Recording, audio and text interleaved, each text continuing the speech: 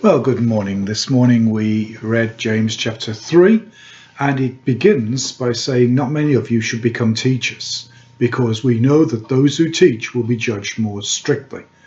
In these days when many want to take titles, proclaim themselves to be pastors or prophets or even apostles, the Bible warns, be very careful about what title you take. Make sure you're called by God, because those who take the title will be judged according to it.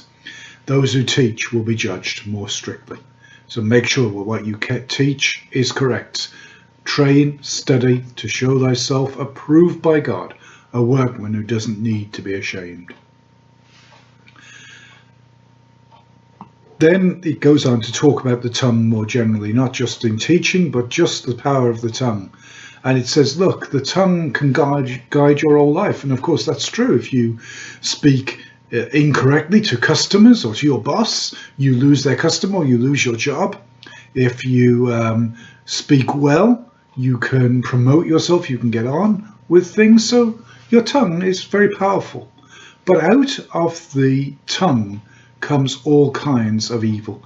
And we see so much damage is done by words that people speak. Those who gossip, who criticize, who use their tongue to tear down, do terrible, terrible damage and destroy their own selves too, the Bible warns. Be very careful about your tongue. No human being can tame the tongue. We need to be changed by God. Jesus said, out of the fullness of the heart we speak. And we need to have our hearts changed and transformed so that we can speak that which is right and true. We shouldn't be using the same tongue to curse humans and praise God. We should be undivided, single-hearted, single-minded. How do you show you're wise? By the way you live. If you live, it's not by clever answers to questions, but it's about living right. If you live with good deeds done in humility, that shows a real wisdom.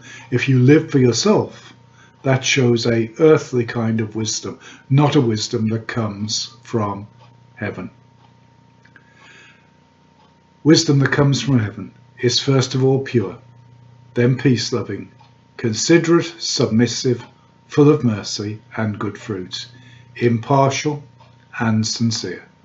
Peacemakers who sow in peace reap a harvest of righteousness. Let's make sure today that the Lord fills us with his wisdom, so that the fruit of our tongues and the fruit of our lives may bring glory to him.